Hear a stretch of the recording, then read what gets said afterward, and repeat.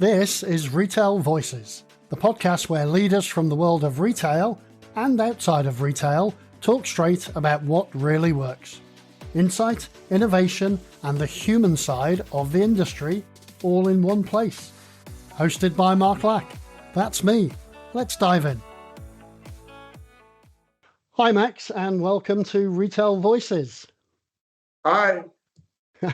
Good to see you. It's really good to have you here.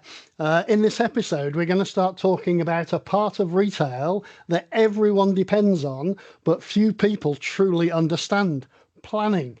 Now, I know that you founded 7thonline to fix the gap between forecasting and reality.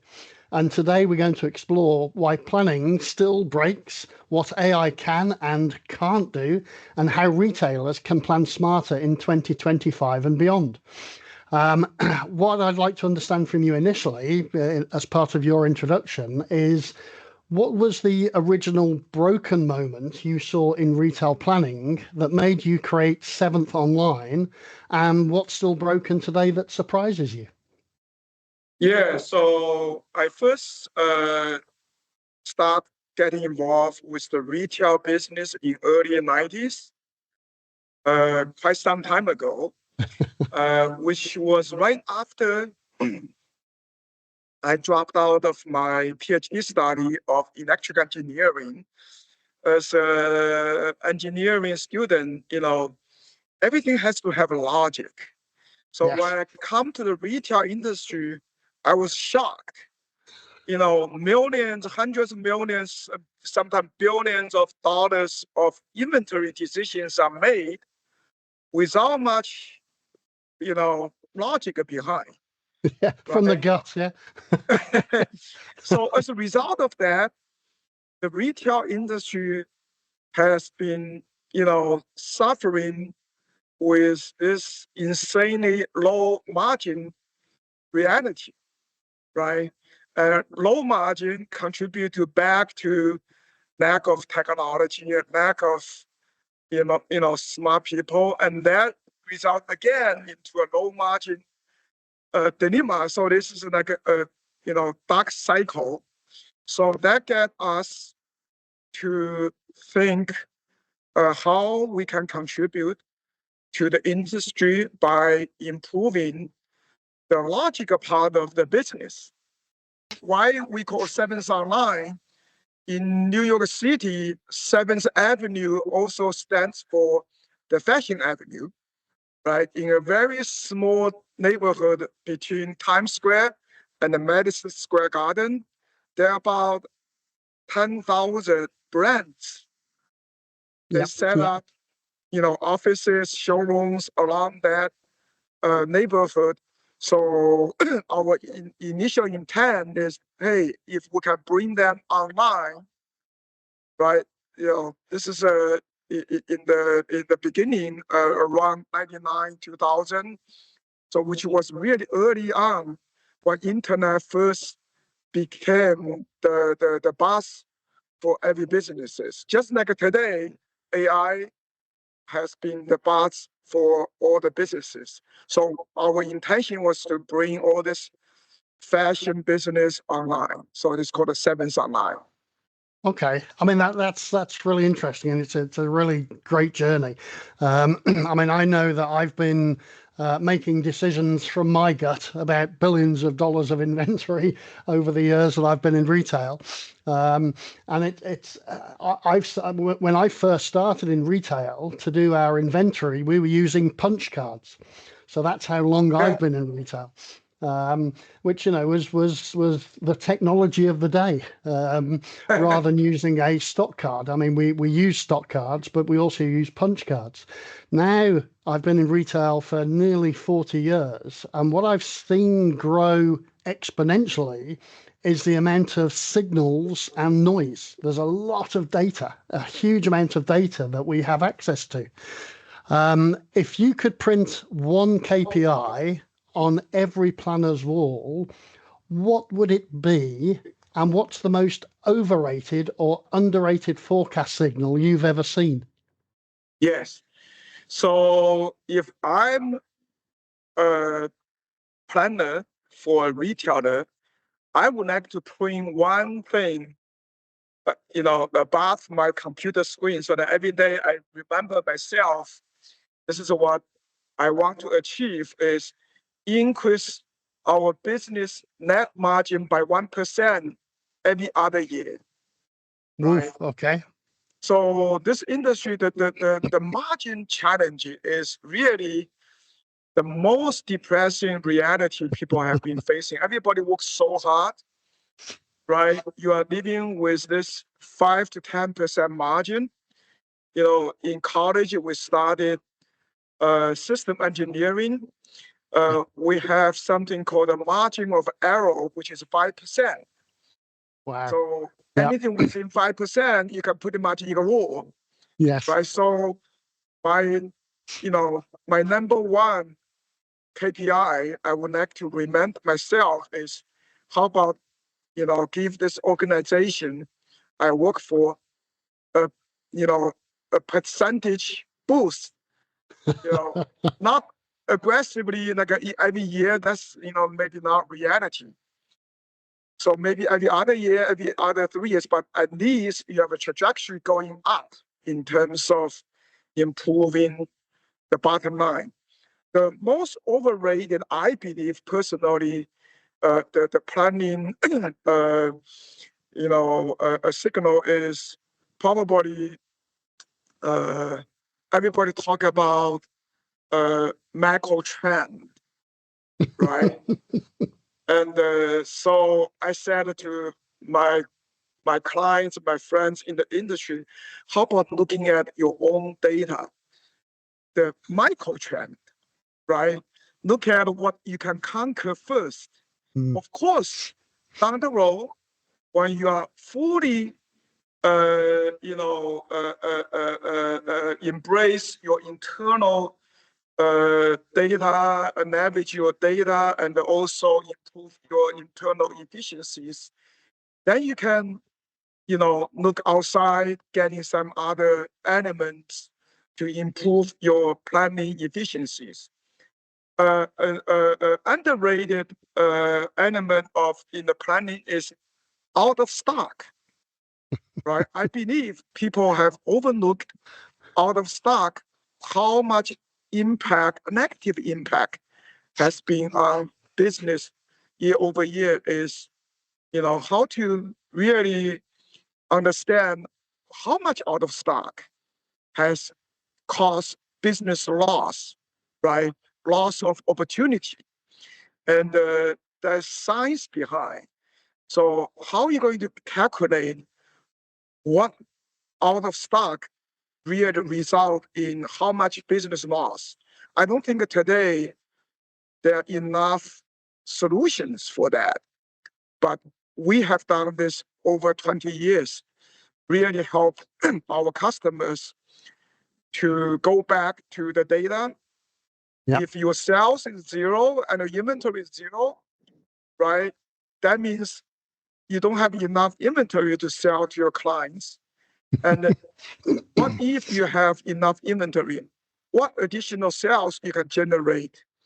So, and then we help our customers to backfill the POS data, right, with the lost sales numbers so that in the future, you are forecasting based on a sort of ideal scenario. Of course, at the same time, we try to filter out unproductive sales.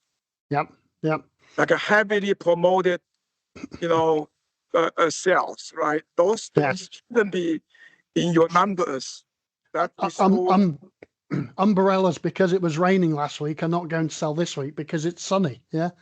Yes. So anyway, those are the things we believe. I mean, I don't know if everybody else also believe in that. Yeah. I mean, availability. When I started up Retail 101 online as a podcast show, it was the second podcast that I actually did was about availability. And it's something I've noticed around the world when I've been traveling and working in different countries, that people sort of forget about availability because customers become sort of immune to it almost, and they sort of accept a certain level of non-availability because your retail store, especially as a grocery store, becomes very convenient because you're just around the corner. So the retail grocers tend to play off availability against convenience. And maybe the customer will take a different pack size or a different brand or something else. So they have alternatives rather than actually giving the customer what they want. But over time, that builds up in the customer's mind and they get very frustrated. So therefore, it's good that you've mentioned the underrated forecast signal as availability, because it's one of my very specific bugbears across the whole of the retail industry, because people don't seem to care as much about it as they should. Yes.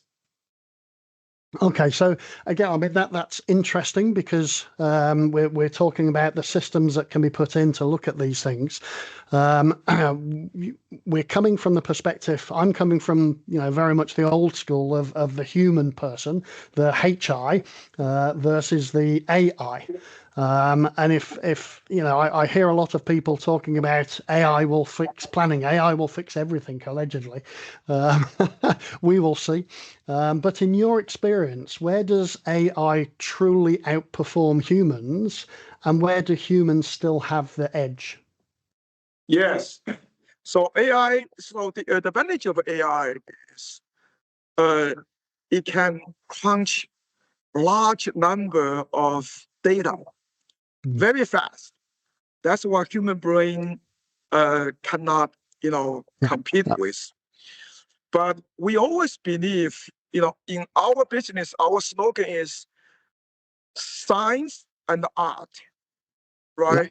AI is the science, human is the art. So the art came from merchants' experience, their read in terms of the consumer trend and their understanding of the supply chain and all kind of things AI may not have as of today the privilege to understand yet. Yes. Right? So how to really combine the science and the art is very, very important.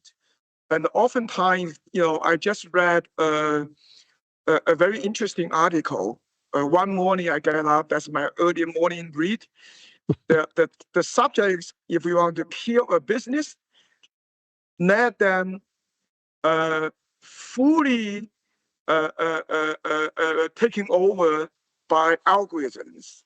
Right? Ouch. Yes. That's what mistakes made by some very miserable stories. Yes, yeah. Well, I mean, I did an article recently, or a YouTube news report recently, about the Anthropic experiment. Did you hear about that one? Where they let Anthropic AI with Claude basically run a simulated store. The whole thing. Absolutely the whole thing. And of course, it relied on lots of discounts. It went down the route of ordering tungsten bolts for some reason and all this kind of malarkey, and bankrupted the business very, very quickly. And the way I see AI to a degree is that AI is almost the brain that we would like to have access to as a human, because we have lots of information in there, but we just can't process it fast enough, whereas AI can. So let AI do that, but then the human bit is the heart, because retail is still about human beings and about human connections and about speaking to humans and about solving humans' problems. So if we can actually find a way to put those two things together, and again, I think I get a lot of people talking to me about AI at the moment. And one thing that we still need to get across to the users is that it's a tool that you can use. I've seen lots of people who are completely against AI, which is a shame, because they're going to lose out. They really are going to lose out. I mean, I use AI extensively in a lot of different things that I'm doing at the moment. But ultimately, I use it as it's supposed to be used, which is a tool to make my speed increase. Some of the things I'm doing at the moment take me 5 minutes instead of 2 weeks, and I think that's what people need to think about, is that it speeds up the work that would have taken you longer, and it allows you access to greater insights than you would normally have, because it would just take too long. Yes, absolutely. And we've been doing this. AI really started in the 50s. That was the earliest, a point of AI. So our science team has doing AI research for decades. Our chief scientist, he was the head of AI practice for a very large, reputable, consultancy firm, and we've been doing this since 20 some years ago, iteratively, right? So there are a lot of benefit AI can deliver to the retail industry, but Yes. retail is a very creative business, right? The Yes. human element can never be ignored, right? So the tricky part is how to combine the AI advantage and the human advantage. This is the Yes, it's almost like we need to put AI in the background and still put the human in the foreground. I think that's the way I would look at it. That's right. Yeah, yeah. Again, we can talk about AI, and AI's coming. AI needs to be fed stuff. We need to feed it all the time. And again, I've been to 20 different countries now and worked around the world in different countries. And one of the things I've noticed is that most retailers have very messy data. I mean, really messy.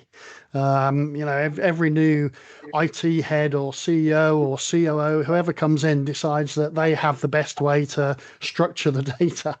So it ends up disintegrating and degrading over time. What do you think would be the first 2 or 3 steps that any retailer should take before investing in any AI planning tool? Yeah, that's a really great question. We actually has been in the middle of this whole data issue. So, we believe, and we have done this with every single client, is first of all, retailers have implemented many different systems, ERP, PLM, logistic, BI, all kind of systems. And each system has their own version of data. So number one, retailers needs to have this thing called the master data. Yeah. Right? The master data will put in data integrities and have one version of truth. Otherwise, one product may have different prices in 3 different systems, and which one wins, right? And the business needs to make that decision before you embrace our AI. So that's number one. Number two, so even after you implement the master data, in your data, there are anomalies. Like for instance, if a tourist bus came to your shop in July during the peak season, empty your store, what does that mean for the future inventory, right? That's what we call a white noise. Yes. Shouldn't be considered, right? Those kind of things needs to be taken care of first, right? And again, as I said earlier, lost sales, out of stock, needs to be backfilled into your data. Yeah. Yeah. And unproductive sales needs to be filtered out. Like all this, that's number one. That sets the baseline.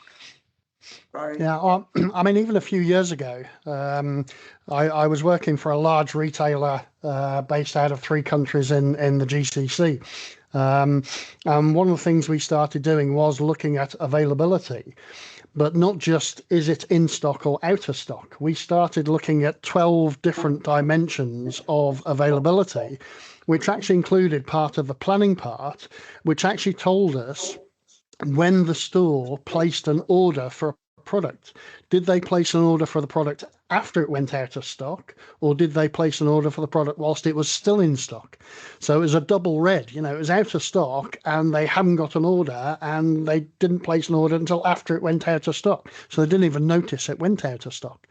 So it's putting all these systems in place. But even before we could do that, we had to spend a lot of time getting the data itself right, because I think there was one subcategory where one brand name was spelt 8 different ways.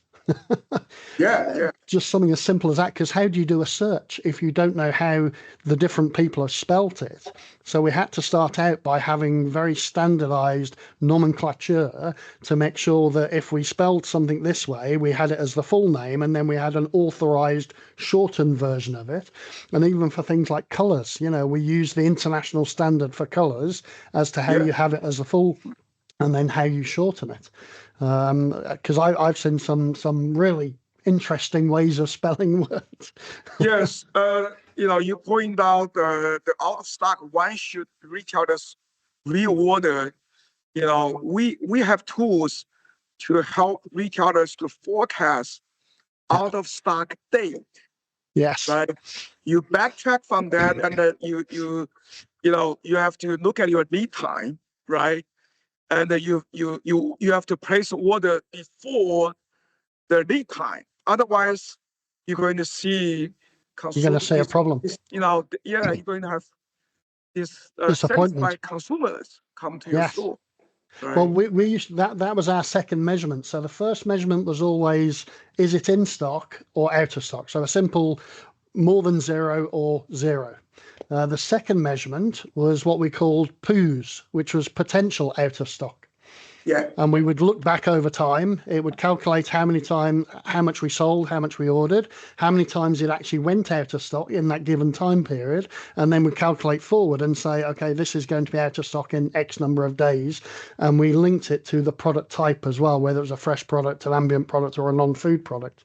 And this was, let's say, 5, 6, 7 years ago now. And that was with, believe it or not, that was all in Excel at the time, because we didn't have the AI tools to do it. Now I can take my data, I can just throw it into even ChatGPT at the moment and say, what does this look like? It gives me a very basic response. But I would have loved a proper tool that I could have used sitting in my data that constantly looked at it and said, okay, spit out the answer for me and then take an action. Because again, it still required some human actions to actually extract the data, do the calculations, present it and show it to people, but people still had to do something. If the AI could sit in the background and actually do that for me, that would be amazing. Yeah. Okay. The other one, which is another bit of a pain for retailers, and more so for online and fashion retailers, is about returns and reverse logistics. Because how do we feed in data, and we get it as well for seasonal stuff. So if we're looking at Christmas this year, I need to look at Christmas last year and the Christmas before that. The part of the problem with this is that things change, colors change and styles change, and everything, it's not exactly the same. Yes, a coat is a coat is a coat, but this season might be purple and pink rather than blue and green from last year. So how should things like returns data feed into next season's buys? Because especially fashion industry is notorious for returns from an online perspective. Yeah. So that's a great question. We're actually dealing with one particular client case. Year over year, we, learned from their data, they have about 20% returns. Ow. That's, so we're debating with them. We're trying to understand there's a couple of ways to handle it. Do you consider returns as demand? Right? So some people use a different strategy to handle consumer demand. If you completely take out the returns, we have options for our clients. In our system, you have a flag. You want to forecast based on gross sales, or you want to focus based on net sales. Net sales, yeah. Right? Yeah. If retailers, they have a strategy to encourage, customers to buy and return some. If you focus based on net sales, you may have problem because then the customers have find no enough inventory to buy because so how much return you should factor into your future data. That's debate. So we have to work with the clients. Sometimes they have to make business decisions. Yes, of course. Yeah. Do you want It should be an encouragement to buy. Exactly. You want to make them, have less returns or maintain the same returns. What would be so? This is another science and art needs to be talking to each other, right? It's not just purely a science problem. It's involved with business process improvement or strategy. So, but in our system, we build flexibility for our clients to go with any way they would like to choose, or they may want to start with net sales first, and then see and then maybe taking out certain returns, maybe 50% out of the gross sales, and so on and so forth. It's really a business subject also. I think also there's a question of how they get the customer's feedback as to why that item has been returned. Was it just that people didn't like it? Did it not look like the picture? By the time they got it home and they tried on the jeans with the top that they wanted to wear with it, it didn't look right because they didn't do it in store. So are there the better ways of retaining the sale rather than almost encouraging the return? Yeah. So it's the size not as descriptive or common. Like all this size, every designer have their own size strategy, right? Women's apparel, they always want to have the size number smaller, right? Because people feel a little bit better. I'm a size 8, but if I get size 6, do I feel psychologically more comfortable? There's all kind of this. Is your size, cost return, or the picture, and then the look is so much different than the actual product. So people have to understand those, elements of the business and what needs to be improved. So, this should be combined with customer service, right? Yep. So yeah.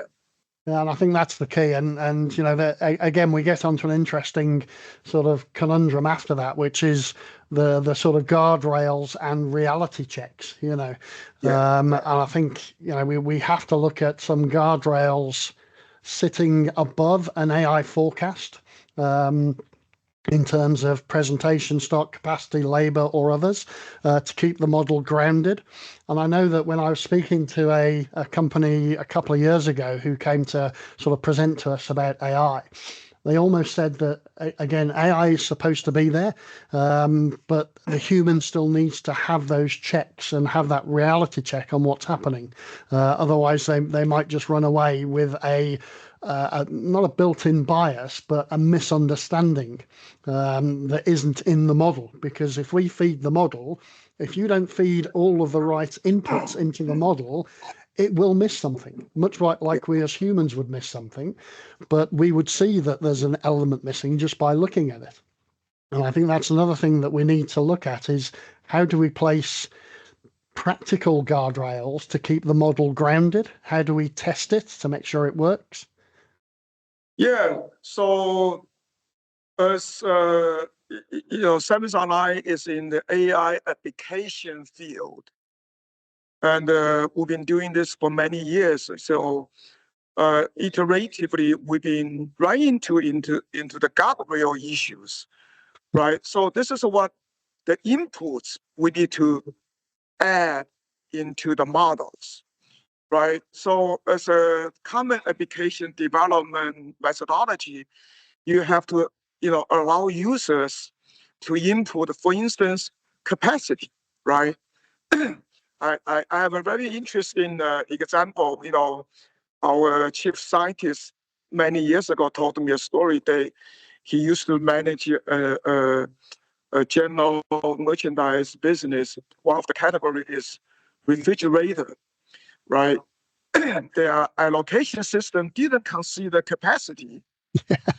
And one Monday morning, he got a call from the store manager of a flagship store, and calling him said, "Dr. Hong, what's wrong with your system?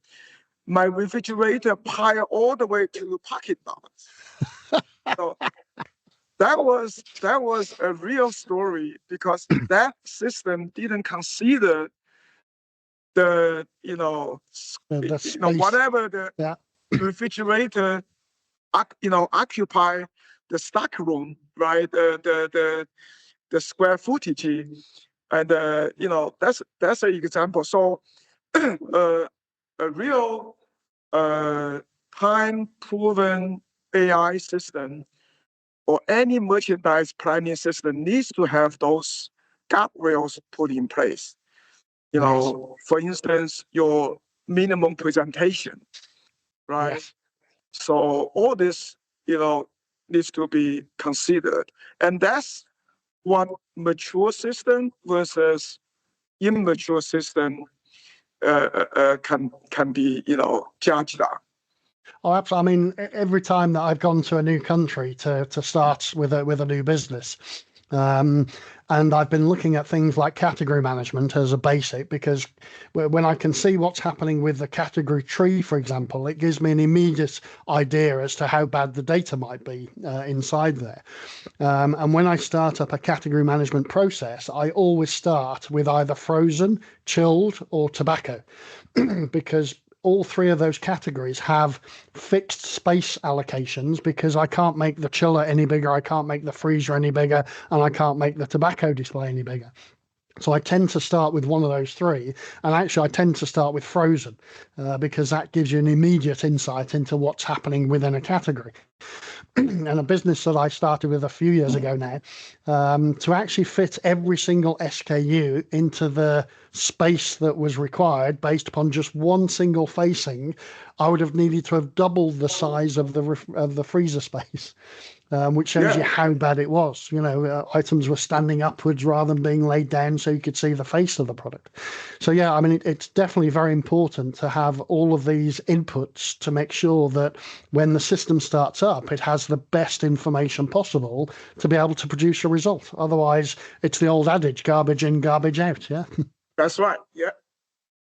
So the other one, I suppose, is the omnichannel truth, because click and collect, delivery, a lot of this will distort inventory visibility. I know a lot of people have put in, again, guardrails will say, there must be a minimum amount on the shelf. If it goes below this, then it's not shown to omnichannel and it's not shown to click and collect or delivery. But how do you keep store level availability honest when online and offline are competing for the same stock? Yeah. So, we always have been in this type of situation and the challenges. 7thonline, we pride ourselves as a integrated, unified planning solution. Not only brick and mortar and the e-commerce, we also take in factors like different distribution channels like wholesale, franchises.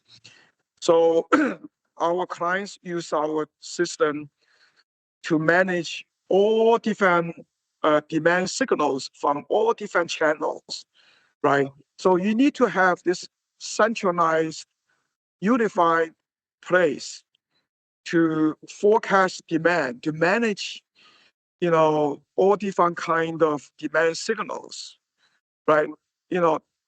Only have the reserve for certain channels may not be enough, right? You have to be dynamic. You have to be, using the most robust forecasting tools, right? And also the data formats are going to be all different.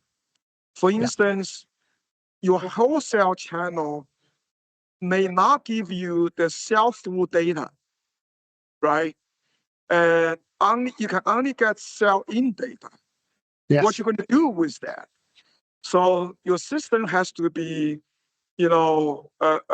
robust enough to process both sell-through data and sell-in data, right? And e-commerce, I have this, we call the fourth dimension. Okay. Basically, e-commerce is promotional heavy, right? Oftentimes a banner can trigger, sales, right? So how you can really, build a data model, factor in all these different, data elements. So this is what we have done. So we have a fourth, everybody talking about the cube, product, location, time. Yeah. So we add another dimension called the why. Okay. So why the consumer bought such product at this website and at this time, right? It's because of a weather change.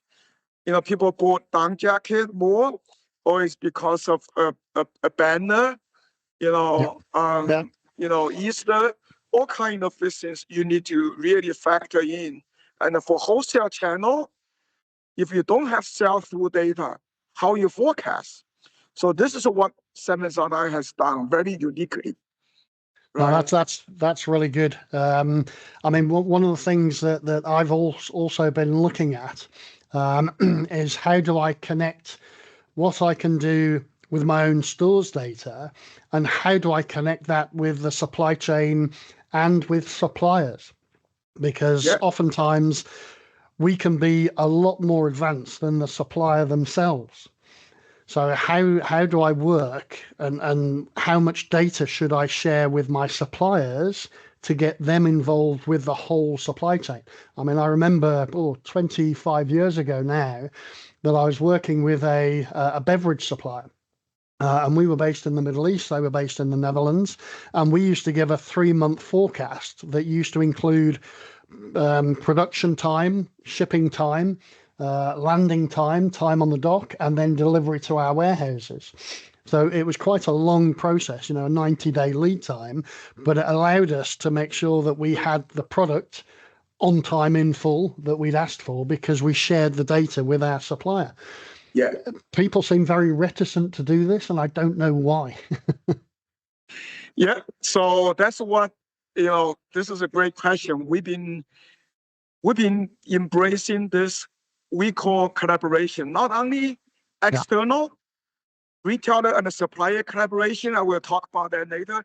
And also internally, sales and operations collaboration. For instance, we allow merchandise planning team to do sales planning, which is unconstrained planning, right?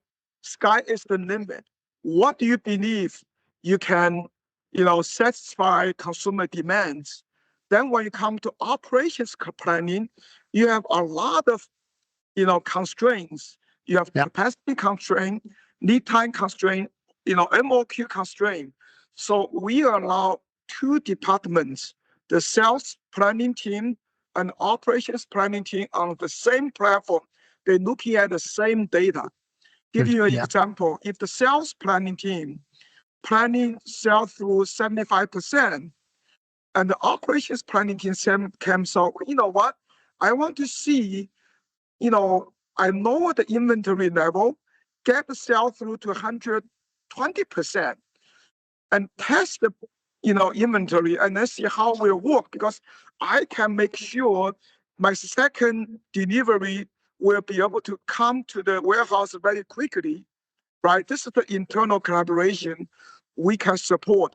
And 7thonline can also support between retailers and the suppliers collaboration. So we have B2C planning solution as well as B2B's planning solution. And we open the B2B planning solution to the buyers so that the buyers and account executives, they can collaborate on this planning process, because if the suppliers can, gain some, demand signals from their buyers, from the retailers, so everybody wins along the supply chain, right? Why not? So we have done this in the early days, in the first 10 years of our business, and we are continue driving this type of industry-wide collaboration. Yes, So, and that's key. Industry-wide collaboration, and then standardizing things across the industry. I mean, even something as simple as an invoice or a delivery note that we get. Different suppliers have different ways of formatting a delivery note or an invoice, and then of course it comes into our systems, and 95% of the time the invoice could be passed automatically if we standardize the way invoices were created across vendors, suppliers, and ourselves as retailers. But we tend not to do that, which to me, it's just daft.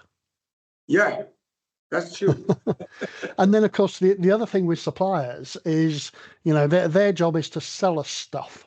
Not necessarily for us to sell it, because they want us to buy it and hopefully sell it. Their job is to sell it to us. So we often get a lot of new items to try, and zero or low sales history items. And this is always quite difficult, because if you've got no past history or past data, or the data perhaps is spotty and not complete, what would be your approach to that? How would you manage that? Yeah. So 7thonline as a company, we actually, very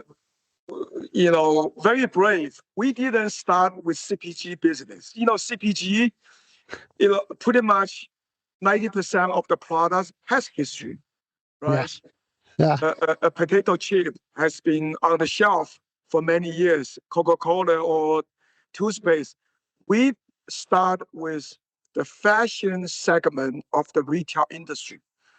70-80% of the fashion products have no history, Yes. right? Yeah. So yeah. we actually took that challenge on during the early days of our business. Today, we do have CPG clients, CPG products, but our core competence has been, built around forecasting the newness, right? So there's ways to do it. Today, AI is very mature. We embrace early on this methodology called case-based reasoning. Okay. So that's to forecast a brand new data, brand new product based on 2 data points, right?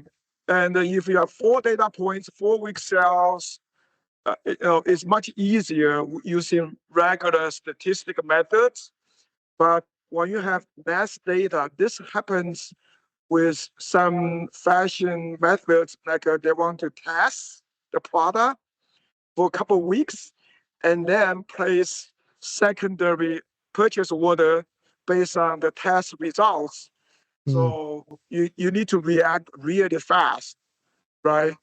Like Zara in the early days of Zara's business. So we deploy this methodology called case-based reasoning, which is a subset of AI approach and machine learning.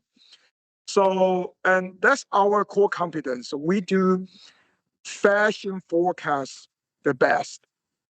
Wow. That's our foundation. So that's amazing. I've been in some fashion businesses, and I've had fashion as a category within the store, and it's always been the most difficult category to manage.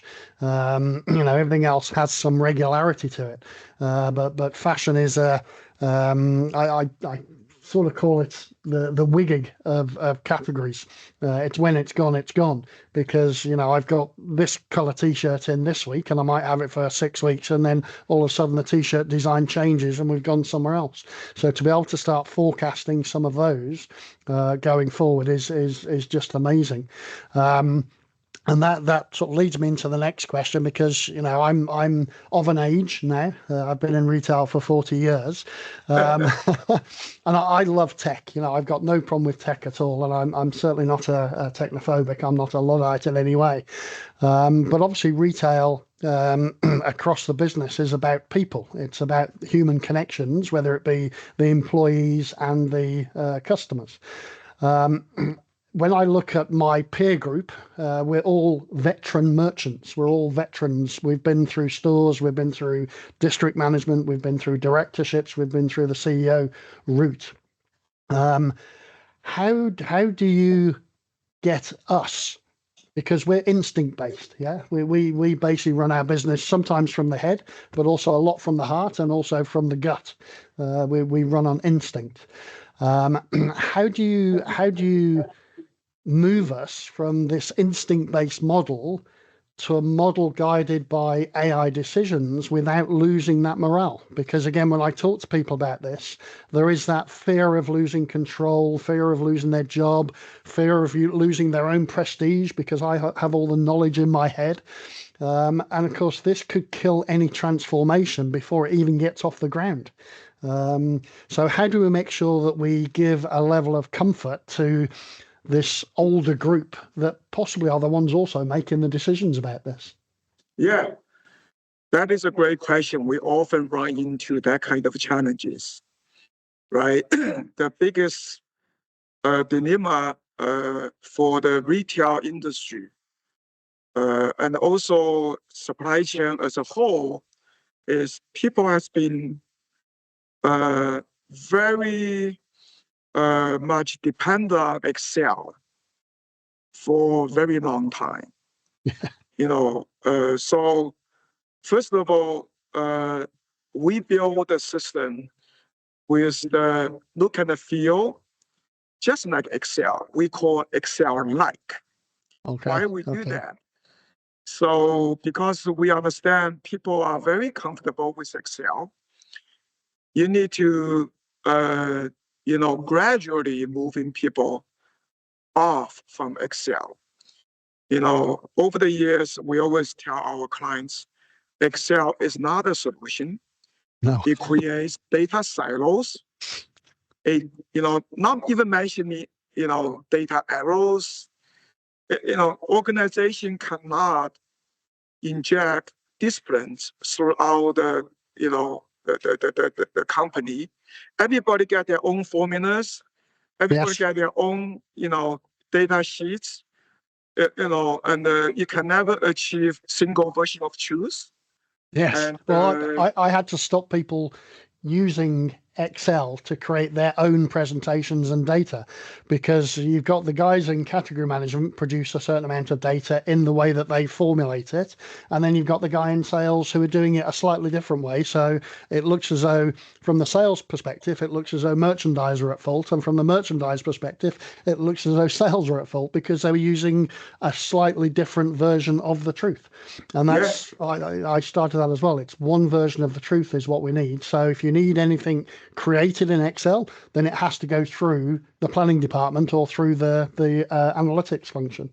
Yeah, and another practice we have been embracing is, you cannot give people a black box, right?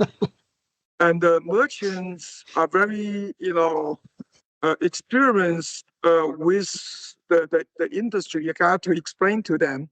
You have to have tools for them to understand, why this number is, developed by the system.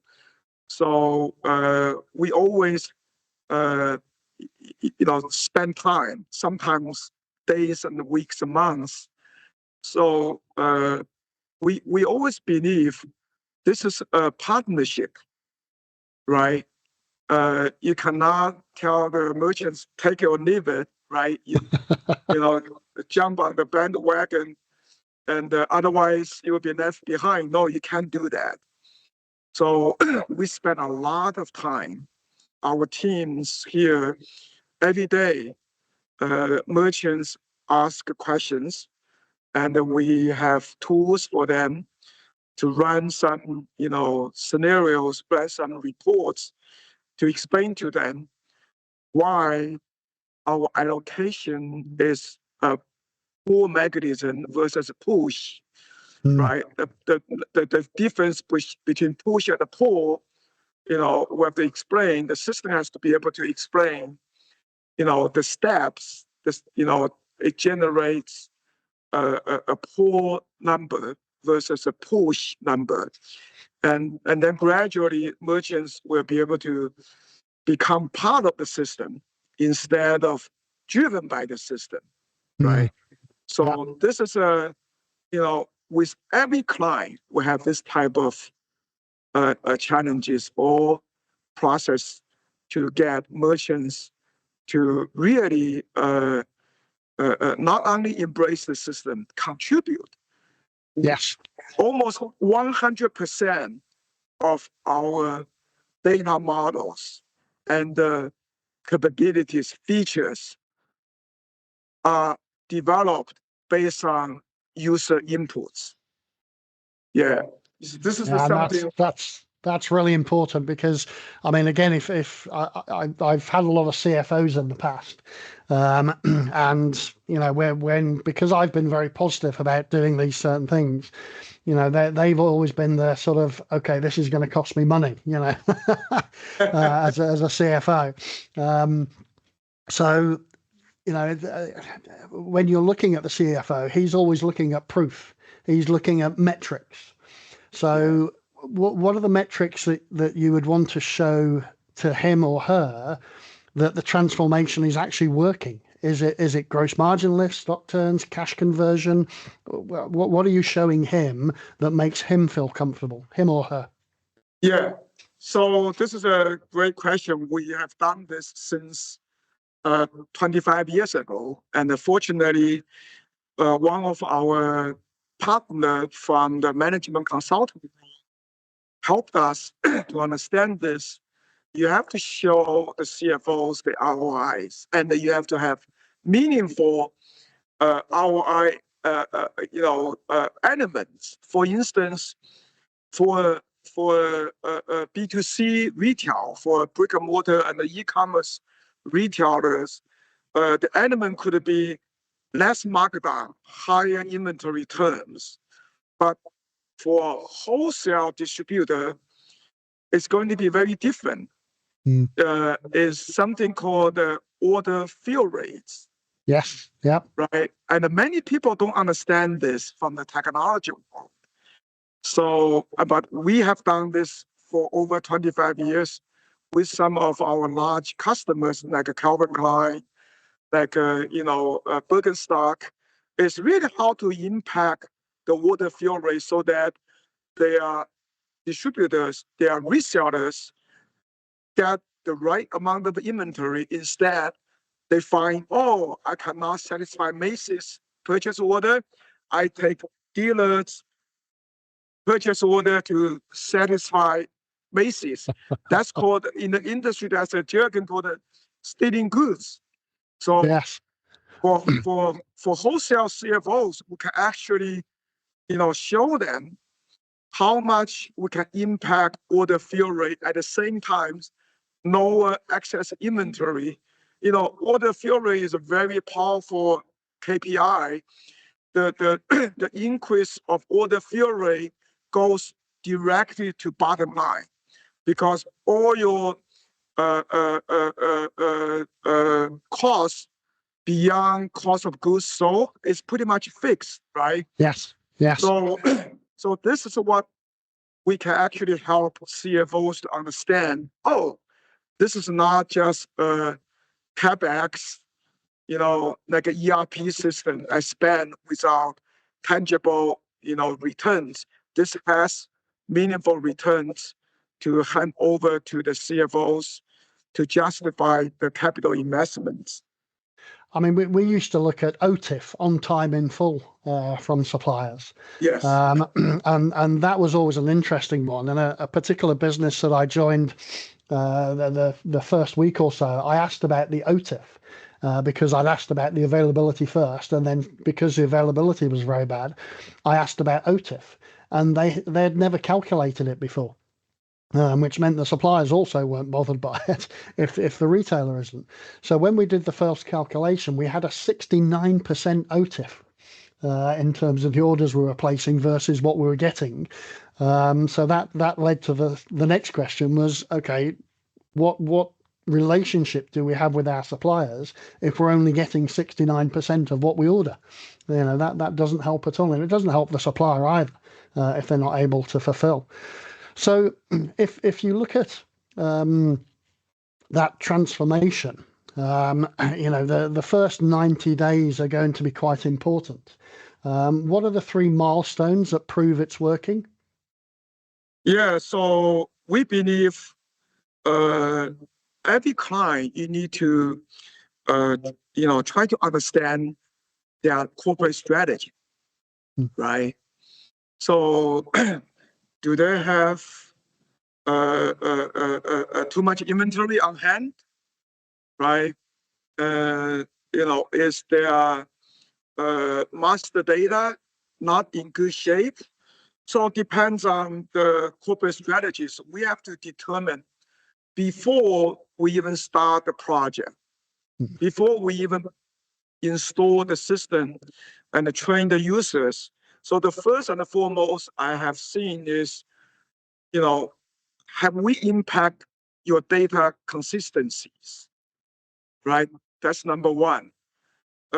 Another element is your system really delivering to fulfill your management strategies? Are you having too much inventory?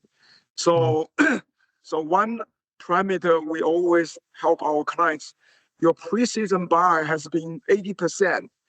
Is that too much? Can we help you lower that to 70%? That if without a good tool, lowering 80% to 70% is a very dangerous proposition.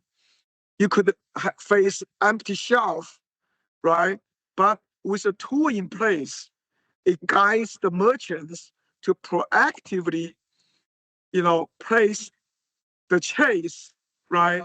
To reorder ahead of time. Do you have that kind of process, in place to embrace a more nimble supply chain, right? That's another, and that goes back to the finance team as well, because again, the order cycling must tie into what the finance team has in place to ensure they can actually pay the supplier on time if they're ordering X percentage of their seasonal goods up front. Yes. So by lowering 80% to 70%, your initial purchase order may be smaller.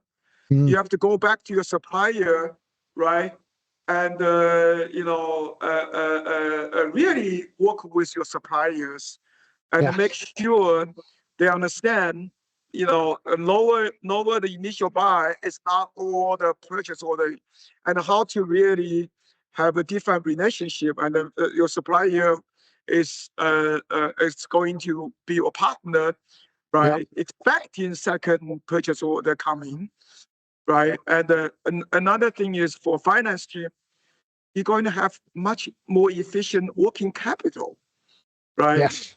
You don't need, let's say you do $100 million buy initially, you got 80 million out of the gate. Now you only need to spend 70 million, right? 10 million working capital means a lot, right? Yes. And your second purchase order could be coming from your initial sales, right? So you don't need to go to factors with that $10 million additional cash, requirements. So all this are measurement for success.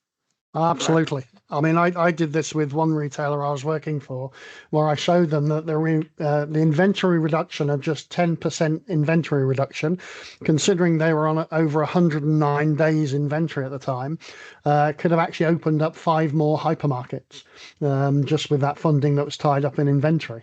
So, you know, I think sometimes people don't understand how much inventory impacts the business. So a quick follow-up question on that then, because we're talking about, you know, all of these things that are happening. What is one retail myth that you think needs to die? I'm going to say something really dangerous. I Okay. think probably 90% of the retail planning people may not agree. This one myth we have been facing, we have been seeing is this thing called a clustering, right? Yes. And retailers, year over year for the past 30, 40 years, since they start using Excel to managing their business, because of the Excel limitations, they try to group stores into A, B, C, D, E, F, G, whatever, you know, the grouping. We think that's the most damaging methodology. They need to relook at it. Unless they put one store in each grouping, Yeah. they can absolutely do that with today's technology, right? Yeah. There's no reason you cannot go down to each store, right? And each product category, each week Yes. to analyze your business. This is what people call localized demand. Yeah. But Well, this is. because Sorry. Excel, you know, this store clustering has been deeply into everybody's mind. Yeah. I Well, this believe, is. and we believe, is one of the fundamental problem of retail efficiencies. Yeah, I mean, I did a podcast on this a couple of months ago, which was the art of tap and cannery from 7-Eleven in Japan, which is basically the getting down to the most granular level at a product level in a single store, and empowering the store managers to take those decisions. And it was a really interesting exercise to look at how they do it, why they do it, and then what benefits they get from it. And I'm 100% with you. I mean, I've done clustering in the past because it was just an easy way of putting stores together that were nearly the same. But, you know, everything tells us from a customer loyalty perspective that we have a segment of one person, because I am very different to the next person, to the next person, to the next person. But even customer loyalty is now basically clustering people together into buying types. So it's not as personalized as they told us it was going to be. You know, all this data that we give them is supposed to personalize the data, so I get things for me. Now, I don't see that based upon the loyalty programs that I belong to and the emails and barrages and pop-ups that I get on my loyalty cards.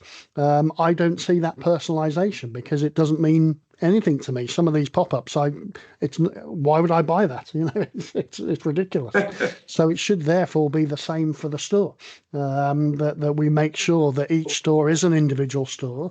The way we did it is that we worked on a core assortment that was about between 65 to 75% of the assortment was core, and it went in every store because a can of Coca-Cola is a can of Coca-Cola everywhere. So every store has a can of Coca-Cola because that's what they will sell. But maybe one store will sell cherry vanilla Coca-Cola, another store will sell diet Coca-Cola more. That's where you have to get a bit more granular in the data to make sure that you're putting things in the store that customers are going to buy, not just because that store is 120 square meters on a petrol station and this store is 120 square meters on a petrol station. We had 2 stores in Dubai that were both the same brand name. They were both the same format.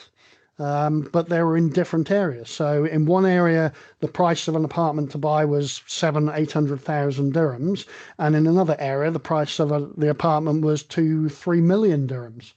Now, what we found was that we sold a lot more Fiji water in where people were spending 3 million dirhams on an apartment. So I couldn't have had the same product assortment. I had the core, which was a bottle of water. But then outside of that, I had to make sure I had, a lot more space for Fiji water in that location and a lot less space in this location. Now, if we didn't treat them differently, we wouldn't have had that. So each store was the same, but it was standalone. Yeah. So, I mean, we know year over year, our data model can tell you, you got to take a demand-driven approach. Demand is consumer, so you want to get as close as your consumer, right? So, a store's demand are determined by the, consumer demographic, live or work, around, maybe people talk about 3-mile radius or 5-mile, radius around the store. I mean, the consumer determine the demand of that store, and AI is perfect to analyze that demographic, right? Yep. So, even you have the same number of consumers live around one store, but their education background, their culture background, I mean, it's all going to drive the granular differences between each stores, right? Yes. So AI is perfect to slice and dice those consumer segmentations, understand what will be the best assortment mix for each store. So that, 100%. I mean, we can also support clustering as a viewing mechanism, not as a demand analysis element, right? So you got to go down to each product category at each store location and really 100%. understand the localized demand. 100%. Okay, that's great. So I've got my final question for you. As always on my Retail 101 online podcast, I like to try and break things down into 3 simple things. So what 3 simple things would you like the audience to take away from today's session? So, first, again, we've been in this business for a long time. And retailers really needs to be very determined to find the ways to drive up more profitabilities. And the profitability comes from customer satisfaction, right? So how to, front and center, we heard from retailers talking about, we get to be closer to our consumers, understand our, consumers. How you do that, right? Without a proper tool, you can do that, right? Because it involves with large number of data, right? So, start with embracing technology. Today, AI is probably a wake-up call for a lot of retail executives, and also it's very good for people to rethink what retailers' business is supposed to be. Shouldn't be a low-margin business, and should be very rewarding, right? So number 2, data, right? Really, I mean, everybody has tons of systems. One retailer came to us. This was probably 15 years ago when this thing called the big data became the bots. and they hand us a project plan. They had implemented over the years 200 different systems. I'm not kidding. This is one of the largest consumer appliances and consumer electronics retailer company, very famous, I don't want to name the business, they had implemented 200 systems over the years, right? Wow. Yeah. So they contracted one of the largest consulting firms, and this consulting company approached us. You guys are the domain expert. Can you also help us to really looking at it? So, and their initial plan is to put all these 200 systems data together. I said, don't do that. And there's an analogy called find needles in a haystack. If you put all this data together, you're essentially making the haystack bigger, right? Yes. And it's a haystack of needles. Yeah.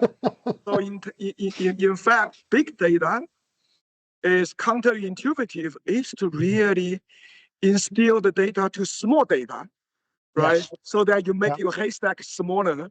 So that's the example of how the retailers can be smart about their master data to have more logic in the data, right? The third is change management, right? Don't think you get the best tool in place, right? And the people will be able to manage the tools. Really have a very good roadmap at the very beginning. And there are a lot of lessons learned over the years, and many businesses like the consulting companies, like we have learned a lot over the years. What you can do to get the human aspect to really jazz with the science, right? People, always overlook that, and very sadly, that result in failures. Yes. Oh, yeah. Wasted billions, because the process starts and everybody seems okay, but then there might just be one guy. It can come down sometimes to one guy who doesn't want it to work, and they end up becoming the sort of saboteur or the down player or the grumpy bugger in the corner who says it's never going to work. And those are the people that you really want on board straight away. Because the naysayers are the ones that you can turn into champions, because if you make them comfortable, you take the fear away, because it's always about fear. Change management, I found, is all about fear, because people are moving into the unknown. So therefore, if we can remove that fear, then that person who would have been the biggest challenge to the transformation actually becomes the biggest champion of any transformation. Exactly. Yeah. So oftentimes it's just not one person. If you don't do change management well, a big portion of the workforce will go up against, because think about it, they've been using Excel for 10, 15, even 30 years. All of a sudden the freedom come with Excel will go away. Yeah. People don't like it. Oftentimes people don't like that, right? Yes. Well, I've seen people extracting the data out of the AI and still putting it into Excel. Yeah, of course. Yeah. Which is crazy. Okay, that's fantastic, Max. Thank you very much for joining us today. That was really good. It's a pleasure talking to you. No, it was very, very good. That was Max Ma, who's the founder of 7thonline, giving us a masterclass in how to bridge the gap between planning, execution, and AI. We'll be back soon with another Retail Voices episode. Check out retail101online.com for details of our upcoming guests. And don't forget to subscribe and ring that bell wherever you get your podcast fix. Welcome to the Retail Education Revolution.